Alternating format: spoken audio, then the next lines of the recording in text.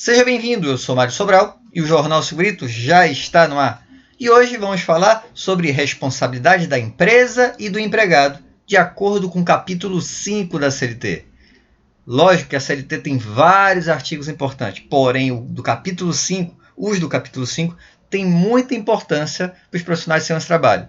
E eu queria destacar o artigo 157, cabe às empresas. Então, bora lá, cumprir e fazer cumprir as normas de segurança e medicina do trabalho. E o exemplo que eu sempre uso quando eu dou minhas aulas comentando esse artigo é o seguinte: imagina que eu entreguei uma bota para um determinado trabalhador. Só que esse trabalhador não utilizou a bota e furou o pé. De quem é a responsabilidade desse acidente? Do trabalhador ou da empresa? Geralmente os alunos respondem: do empregado, do trabalhador, ele tem a bota e deveria se usar. Pois eu respondo: depende. Por quê? Porque vamos aos fatos. Primeira coisa que a gente tem que verificar: a empresa tem como comprovar a entrega do equipamento, ou seja, ela tem uma cautela lá com a assinatura do trabalhador, com a substituição periódica da bota. Tá, então tem isso. Ok.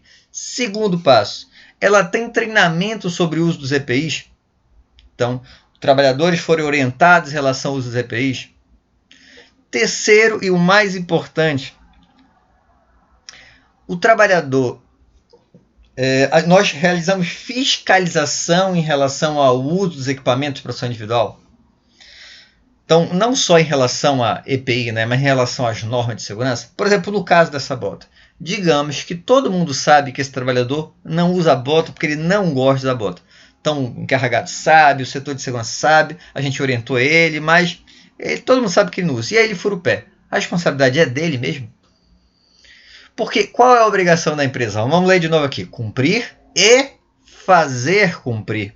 Na hora que a gente deixa o trabalhador sem que cumpra as normas, as obrigações dele, a responsabilidade é da empresa.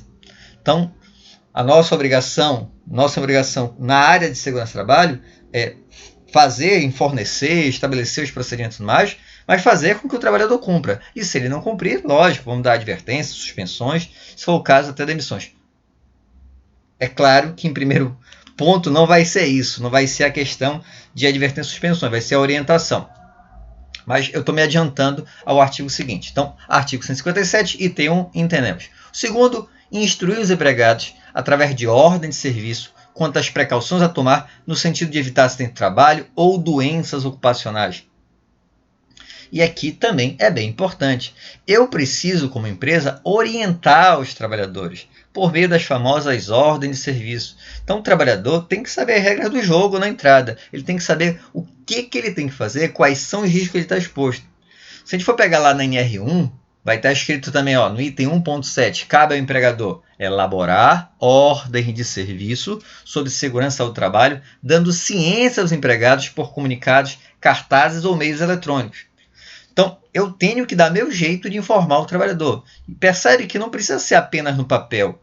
A norma ampliou um pouquinho, até por meios eletrônicos, cartazes, comunicados, integração, DDS. A gente tem que orientar o trabalhador. O trabalhador tem que saber quais são os riscos, quais são as regras do jogo. Ainda na NR1, informar os trabalhadores. Então, de que forma a gente vai fazer isso? Os riscos profissionais que possam originar-se no local de trabalho. Então, lá em relação a essa orientação para o trabalhador, a NR1 nos orienta. Quais são essas informações? Primeiro, os riscos profissionais. O trabalhador tem que saber quais são os riscos que ele vai estar exposto. 2, os meios para prevenir e limitar tais riscos e as medidas adotadas pela empresa. Então, os procedimentos, equipamento de proteção coletiva, EPI, o trabalhador tem que estar ciente disso. 3, o resultado dos exames médicos e de exames complementares de diagnóstico aos quais os próprios trabalhadores foram submetidos. Então, essa informação sobre o resultado dos exames, isso geralmente as empresas fazem, tem que ser passado ao trabalhador.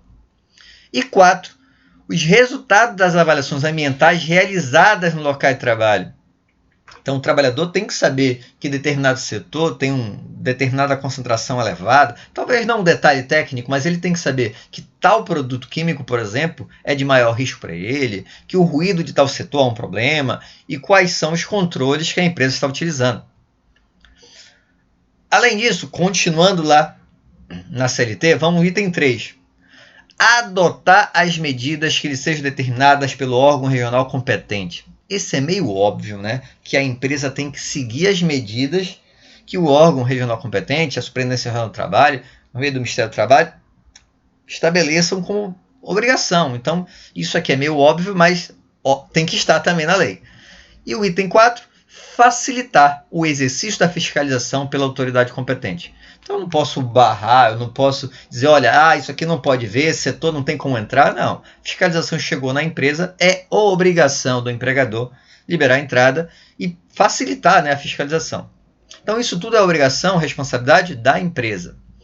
Mas o que cabe aos empregados está lá no artigo 158. Então, o primeiro é observar as normas de segurança e medicina do trabalho, inclusive as instruções de que trata o item 2 do artigo anterior. Então, bora por parte. Observar as normas de segurança. Então, é seguir, né? Ele vai ter que seguir as normas de segurança do trabalho. Só que ele dá um detalhe aqui que é bem importante, inclusive as instruções de que trata o item 2 do artigo anterior. O item 2 do artigo anterior é aquele relativo à ordem de serviço. Lembra daquelas informações, quais são os riscos, quais são os procedimentos? Então, essa informação aí já está aqui dizendo que um trabalhador tem que seguir também. O item 2, colaborar com a empresa na aplicação do dispositivo deste capítulo, isso é óbvio. E olha lá, parágrafo único, constitui ato faltoso do empregado a recusa injustificada. Então, ele não pode deixar de fazer, ele pode ser penalizado. E aí, há 2 itens, vamos ler eles. Primeiro, a observância das instruções pedidas pelo empregador na forma do item 2 do artigo anterior e o uso dos EPIs fornecido pela empresa. Então, é um ato faltoso do empregado não utilizar o EPI e não seguir os procedimentos estabelecidos pela ordem de serviço. Então, percebe que a gente tem a obrigação como empresa de orientar o trabalhador e fazer com que ele cumpra, e o trabalhador também tem a obrigação de seguir todos os procedimentos. E aí você pode reclamar, o trabalhador pode falar o seguinte, mas eu não gosto desse procedimento, eu acho um procedimento equivocado. Eu sempre comparo, por exemplo, se você vai na casa de um amigo e chega lá, é obrigatório deixar a sandália na porta, porque o teu amigo não gosta que entre, porque vai sujar a casa. Mas eu não gosto de pisar no chão. Não, mas tu tá na casa do seu amigo, as regras são aquelas. Aqui a CLT se diz o seguinte, olha, a empresa estabeleceu as regras, e as regras de segurança da empresa, não importa se você gosta ou não gosta, o seu empregado vai ter que seguir. Exceto, é lógico, se tem uma justificativa. Por exemplo, em relação ao EPI, digamos que aquele EPI não é adequado para a atividade. Nesse caso, o trabalhador não precisa seguir.